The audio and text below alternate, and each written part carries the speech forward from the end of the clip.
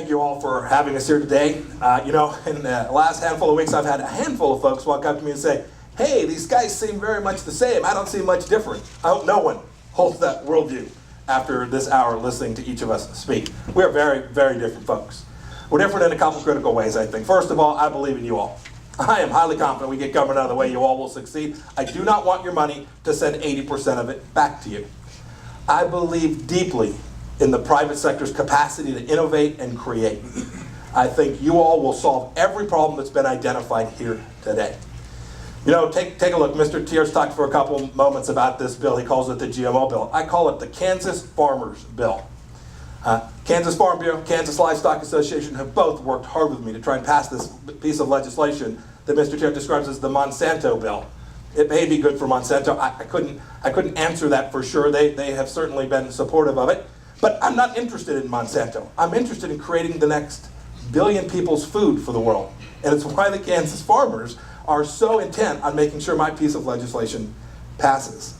I think, too, we've had a chance to talk about our experiences that we bring to Washington. You know, Susan and I often talk about this fact. Sometimes it's hard to know who to vote for.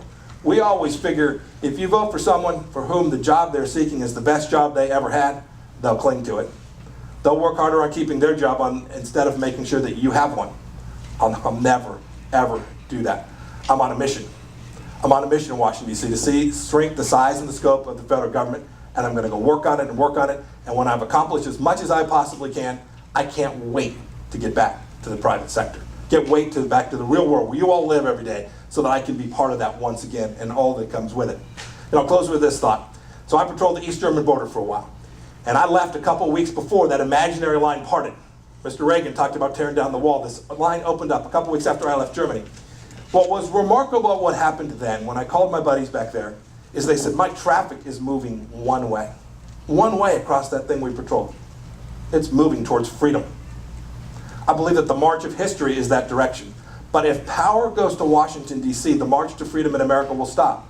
We'll never have this great nation. I'm confident we can reclaim it. I'd like everybody's vote on August 5th.